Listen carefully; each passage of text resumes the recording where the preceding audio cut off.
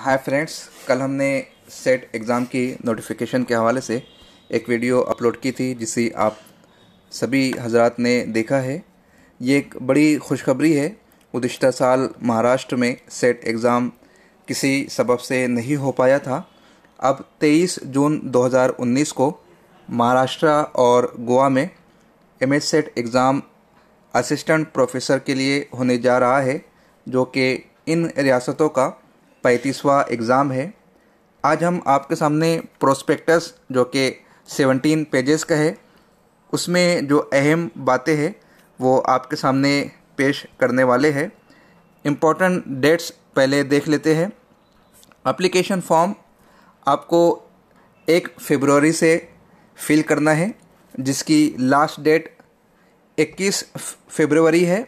और अगर आपने फॉर्म फिल कर दिया है, पेमेंट आपको करना है, तो आप 21 फरवरी तक पेमेंट कर सकते हैं डेबिट कार्ड, क्रेडिट कार्ड या इंटरनेट बैंकिंग के ज़रिए से।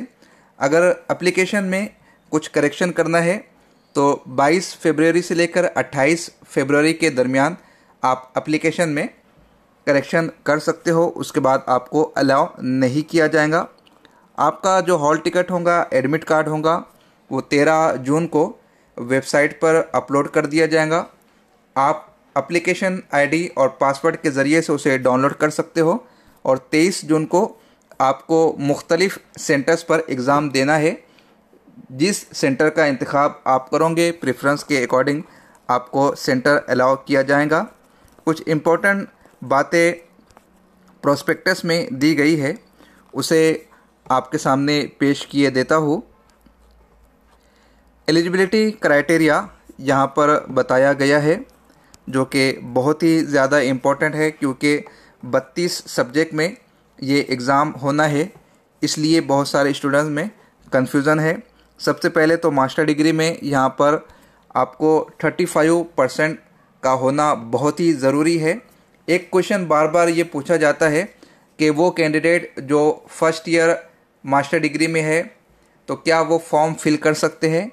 वो फॉर्म फिल नहीं कर सकते हैं।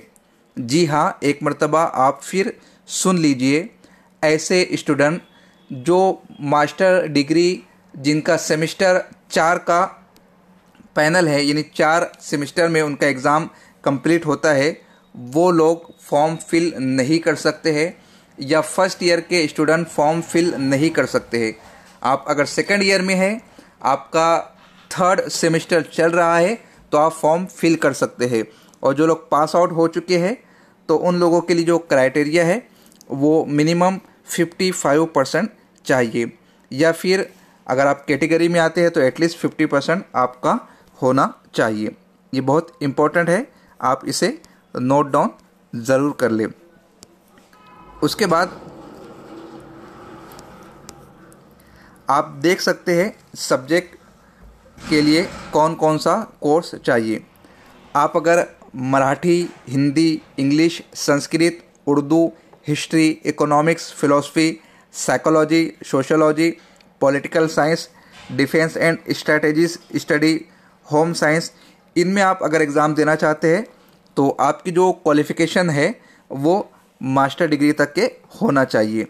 इस तरह आप स्क्रीन पर देख सकते हैं आपके सब्जेक्ट और आपके लिए जो क्वालिफ़िकेशन है उसकी डिटेल नज़र आ रही है। 32 सब्जेक्ट में ये एग्ज़ाम होना है। फ़िज़िकल एजुकेशन के लिए जो रिक्वायरमेंट है वो MPEd है, यानी सभी के लिए आप ये मानकर चले कि मास्टर डिग्री जिसके पास है वही ये फॉर्म भर सकते हैं। 15 सेंटर्स पर ये एग्ज़ाम होने वाला है, जैसे मुंबई, पुणे, कोल्हापुर, सोलापुर, अहमदनगर, नासिक, धुले, जलगांव, औरंगाबाद, नांदेड़, अमरावती, नागपुर, चंद्रपुर, गढ़चिरौली और पणजी, जो कि गोवा में है। फॉर्म फिल करने के लिए इस वेबसाइट पर आपको जाना होगा। 1 फरवरी से फॉर्म फिल होना स्टार्ट हो जाएगा। ऐसे कैंडिडेट जो कि फिज़िकली डिसेबल है, उनके लिए सर्टिफिकेट का होना ज़रूरी है, जिसका परसेंटेज बताया गया है 40% से ज़्यादा, या एटलीस्ट 40%। फ़ीस की अगर बात की जाए तो जनरल कैटेगरी के लिए 550 रुपये फ़ी है, और रिजर्व कैटेगरी के लिए 450 रुपये फ़ी रखी गई है। एक अहम नोट, इसे आप ख़ास तौर से ज़रूर सुन ले। ऐसे कैंडिडेट जो अदर स्टेट से बिलोंग करते हैं, यानी महाराष्ट्र और गोवा के अलावा, अभी कल के वीडियो में कुछ स्टूडेंट्स ने मुझसे क्वेश्चन किया था कि अदर स्टेट के स्टूडेंट फॉर्म फिल कर सकते हैं।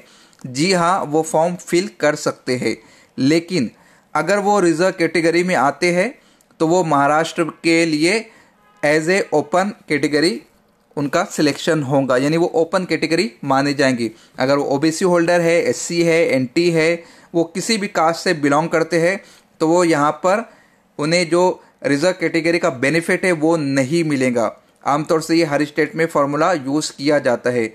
जो फिजिकल डिसेबल पर्सन को हाफ एन आवर या 20 मिनट्स एक्स्ट्रा दिया जाता है, वो भी इन्हें नहीं दिया जाएगा, वो एज ए ओपन कैटेगरी के ट्रीट किए जाएंगे। तो इसे आप ज़रूर नोट डाउन कर ले। देखिए, नेट ही की तरह अब सेट में भी पैटर्न हो गया है, यानी थर्ड पेपर को हटा दिया गया है, पेपर फर्स्ट और पेपर सेकंड।